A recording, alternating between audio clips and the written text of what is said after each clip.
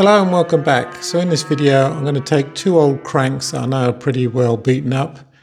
We'll take actual measurements and then compare them to the workshop manual for Yamaha.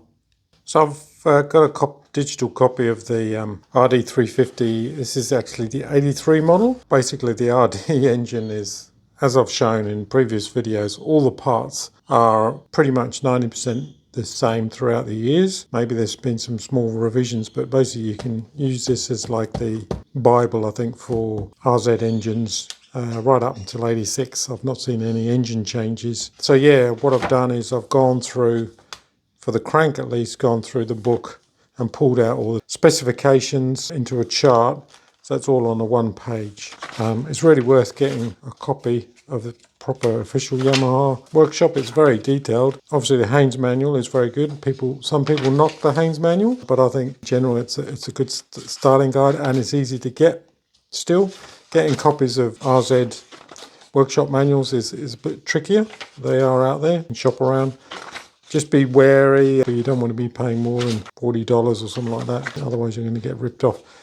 So this one I got from the RD350 website, which is a great resource. I think I'll put a link in the comments below. Very good. It's got all pistons, things like ring gap, etc. So it's definitely worth getting a hold of. So what I'll do is I'll put up on the video now a screenshot of the dimensions for the crank, and what I've done is I've basically just gone through and sort of summarized what I need to be looking at over the next few days. But yeah, so the screenshot hopefully helps explain. We need to check overall end float, the crank web widths, both the left hand and right hand. Then you've got the overall crank web width, the dimensions are there. Small end shake, big end side clearance. They're basically the run out on the crank main journals. The web run out, that's a nice to know one. I wouldn't say it's essential. So what we'll do is we'll chuck that up in the lathe once I've split the crank and check how there's a picture of what the web run out is. Basically, as you spin the main journal in the lathe, you'll just checking to see if there's no wobble from side to side, and you can take a light skim just to straighten that out. What else? Big end clearance, which you can only measure once you've split the crank.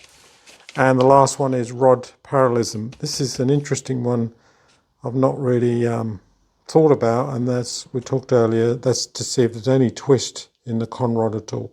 Yeah, so that's the list of what we're going to be checking now. So I cleaned up the cranks as much as I can. Straight away, see why this was probably a junk crank. This is locked up pretty solid, the big end on this rod. See if I can zoom in. Basically, it's missing all the roller bearings in here. So that's been pretty catastrophic, meaning those roller bearings have gone through the whole engine. Probably why cases I've got some scoring. So yeah, it's pretty bad. The pin that goes through the middle of this, that'll need replacing, obviously new rods. But looking at the rest, the surfaces have come up quite nice. There's a little bit of pitting on this side, but it may be suitable for the seal, which is right up this end, I think. Yeah, so this one is pretty good. And the other one, interestingly, same problem. On the other side of the engine, it's also had a catastrophic failure. All the roller bearings inside here are missing. So they've completely chewed up and gone through the whole engine. So overall, we should be able to get one crank out of these, I'm hoping, and the other one will be used for spares. The next step is to do some measurements.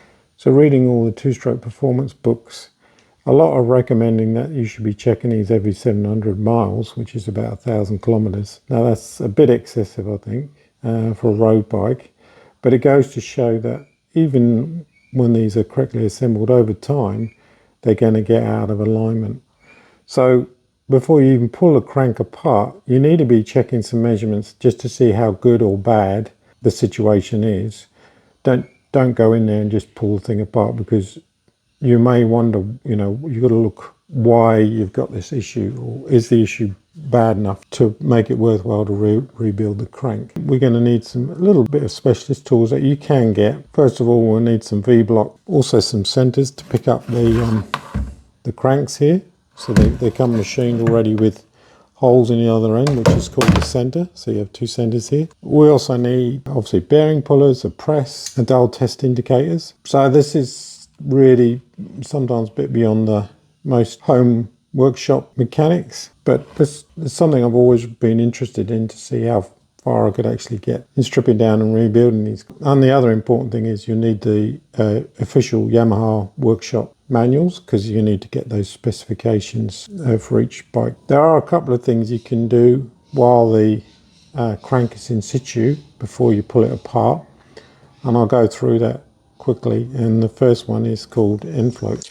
So this is one of my engines, unknown history. I've just picked up secondhand. It's in pretty bad state, but it gives you an idea how you can measure the end float on the crank without taking too much apart. Obviously I've got the stator assembly removed, and when you're doing any measurement you need to have it clamped to the thing you're measuring. Don't clamp it to the table or something like that, because it'll give inaccurate readings. So yeah, a bit of metal just bolted on here, got the magnet base on here, just got it on the end, and literally you can see here that's got 0.1 end float, and they say you can take it anywhere up to 3. So each one of these little graduations is 0.01, so 10 is 0.1 of a mil, and you can see there that's about 1 mil. That's why you want to bolt everything onto the thing you're measuring on the table, because if this moves, it doesn't interfere with the measurement. So if I grab that really hard, yeah, it's about 0.1 of a mil end float. Cool. Now Yamaha don't actually specify any end float values, so we're talking, you know, this sideward force. They only give measurements, very high tolerance measurements of the overall width of the crank, and we're talking across the two webs here, across a single crank. And another important one, and I'll zoom in, is the big end side clearance. That's this movement here. You can see I can actually put my screwdriver in here. And the good thing is you can measure that sort of with the engine assembled, heads off obviously, and cylinders, before you pull things apart. Let's just, as an example, take a measurement of this big end side clearance. So in the case of Yamaha RZs, across the board, 250s and 350s, the specification is 0.25 of a mil to 0.75. Anything bigger than that, you're going to be running into issues. And in fact, anything like 1.1 mil, you really got to stop using the engine and get it replaced.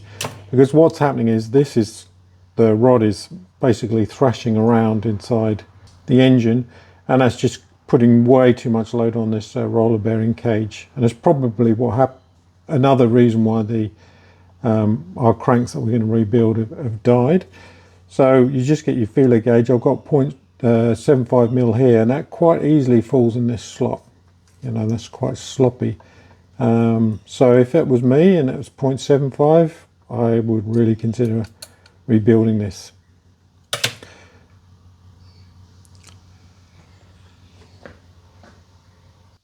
So I found initially, insert video here, I was using just a V-block and a magnetic dial gauge on the back of the V-block, as you can see. But I was finding that you're getting a lot of movement in those stands. They're pretty good, but they can flex quite a bit. So I thought I'd make my own little crank stand.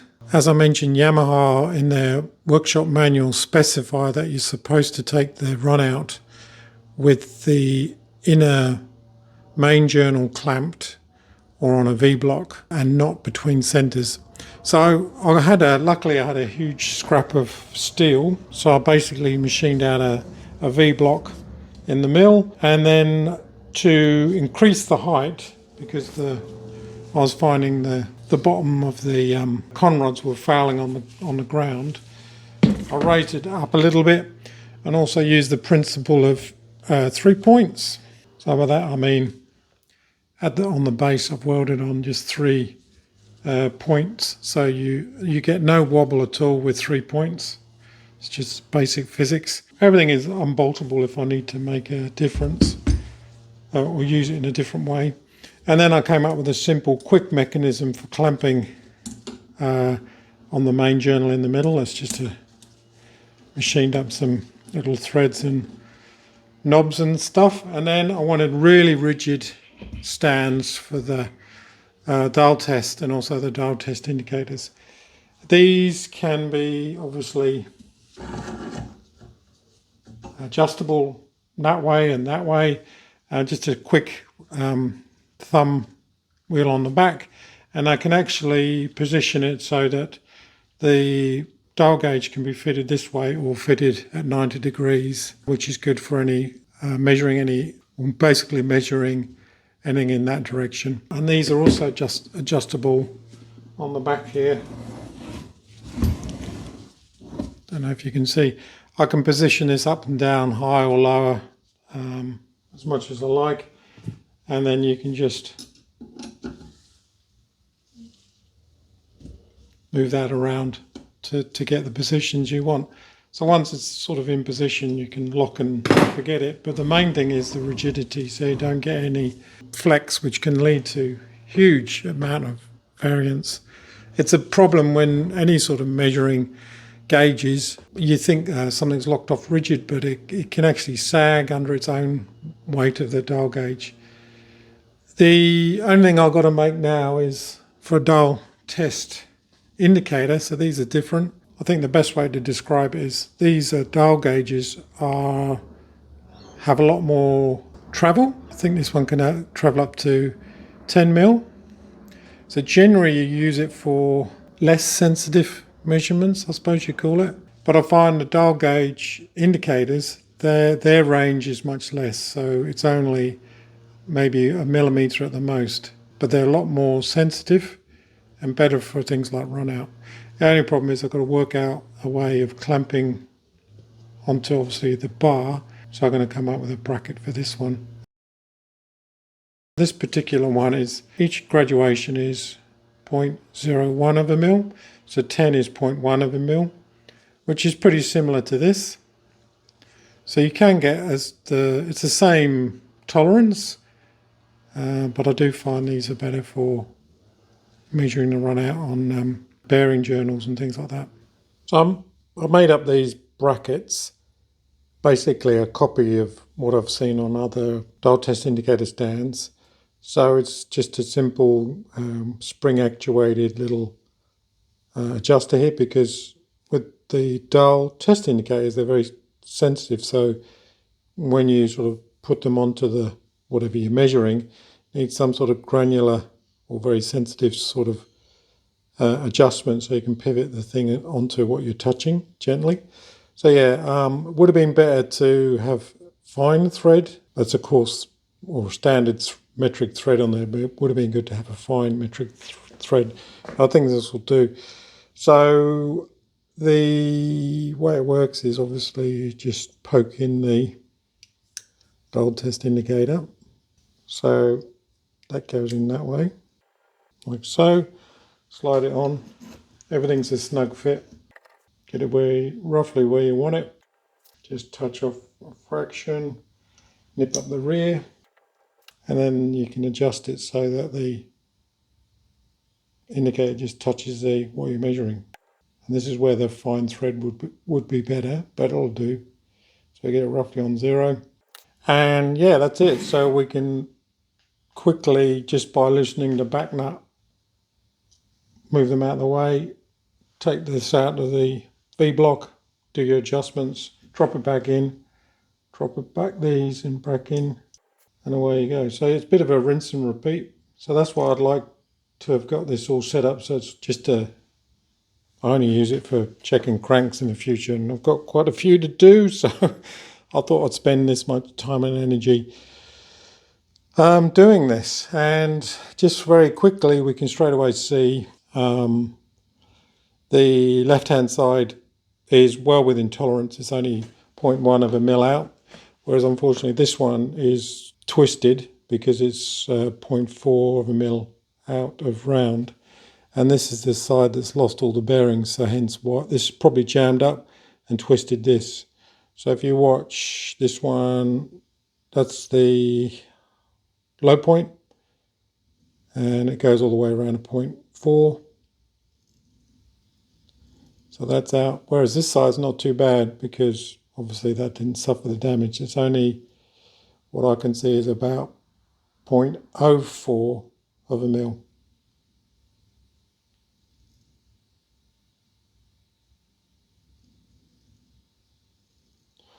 So this is crank. We've got two cranks to measure, so I'll label this one, I think A, just because I'm going to make a note of all these measurements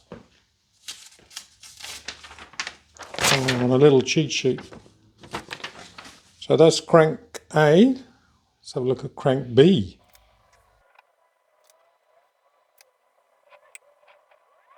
So again, with this crank B, make a note of this. This is the side that's stuffed. The rod is locked up solid, so of course this suffered the most damage. And as you can see, if you look at this, it's rotating around and it's about 0.2 of a mil out. Whereas this side, which didn't get the damage, is relatively okay. It's about, what are we, -4 to about +1. So that's 0.05 of a mil out. So that's not too bad. But obviously, these cranks are stuffed.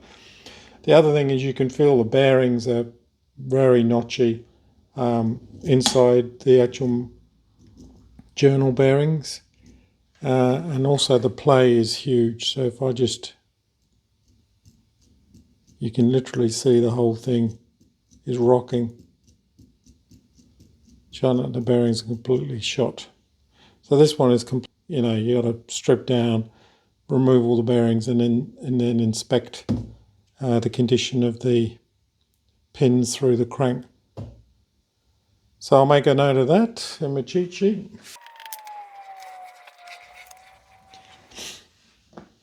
Next up is the overall crank width. So you need quite a large micrometer on this one. That's 150 to 175. So all we do is we pick up the machine faces on the webs, and we're looking for 156 plus or minus 0.05 to minus 0.1. So just drop that on there, try and get them straight. And that is 156.25.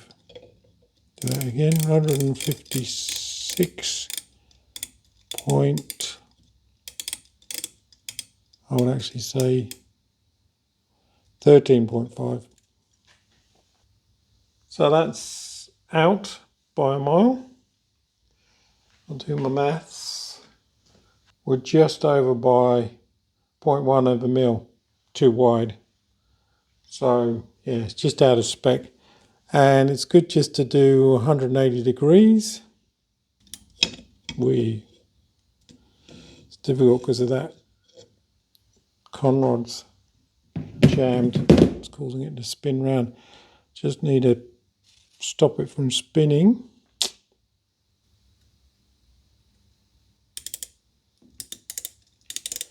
So that's 156.05. Actually 156.06. So that is also out of spec. So this other side is okay, and that sort of makes sense because the damage is down the bottom here, so it's probably jammed at the bottom and twisted out the bottom. So this side is in spec. So what we're seeing here is this crank is leaning out at the bottom as it is at the moment. So this is pushed in or nipped in at the top. Next we can isolate the damage to check the individual web widths. So we need a slightly smaller micrometer, around 54mm. So this is the individual web widths. This is crank B, right hand side. That's 53.986.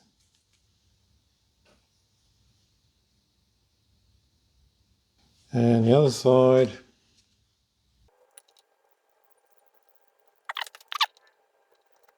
that's 54, almost on the dot.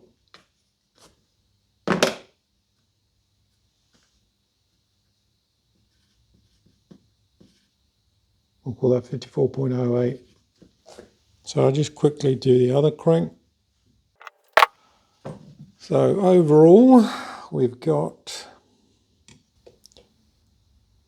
this is under, so this is 155.29. So that's too narrow by a margin. And we'll just do 180 degrees.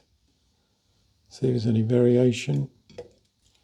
Again, it's wider, so we just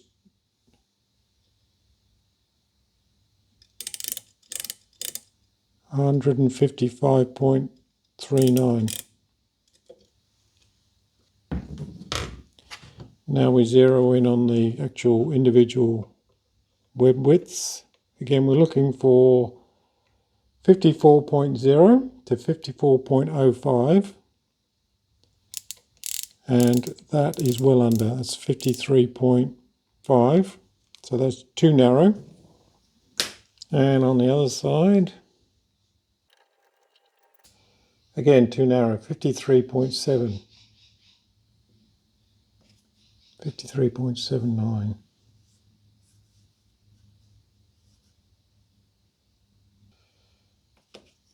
Hence why the overall web width is out of spec. Both these are too tight.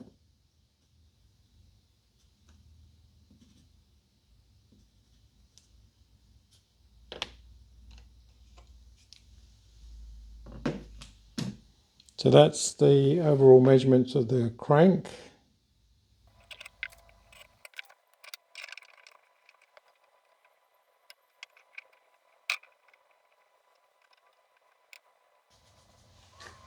So now we're just measuring how much, they call it small end side shake, and they are saying anywhere 0.36 to 0.9. So there needs to be some, but anything over 1 mil, that's too much. So if we say that's 0,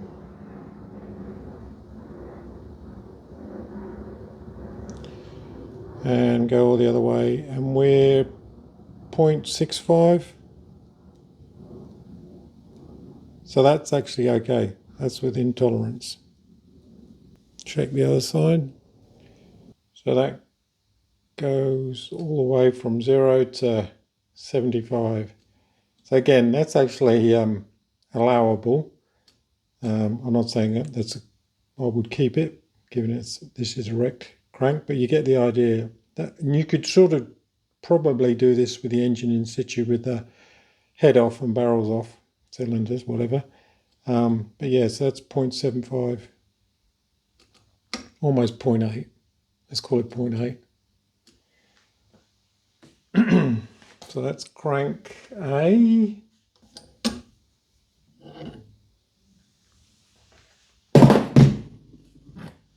Crank B. Oh, what I'm talking about. Yeah, this goes all the way around the clock, meaning that's 1 mil, which is too much. And the other side, it's not even worth checking because that's locked up solid. So last one to measure is the big end side clearance. That's pretty easy. Anyone can do that. You just need some feeler gauges. And again, the book says anywhere between, I don't know if you see that, 0.25 of a mil to 0.75, which is pretty decent thickness. So hopefully that should fit, and that should just fit. So if we measure this side, yeah, very easy, that fits, so that's good. And the 0.75 won't fit, so it's between that range, which is fine for this side. And that is the working one, as in still got its bearings. Stuff side, no, that's completely rooted and won't even move on the crank pin. Yeah, I can't get anything in there, so that's rooted. And crank A, sorry. Now this was, when we measured the overall crank width, it was undersized, meaning everything is squashed up. These are too tight or under spec that way, same with that one, and overall. So in theory these would be tight.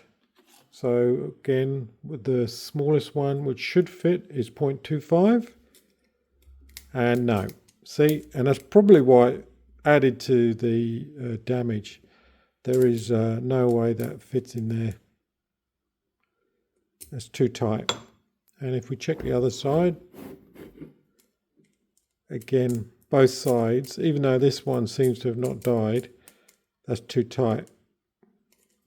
Let's see how tight it really is. If we get a smaller feeler gauge, I need to get some new ones. These are pretty worn out. This is 0.28, what we're talking about. So let's go down to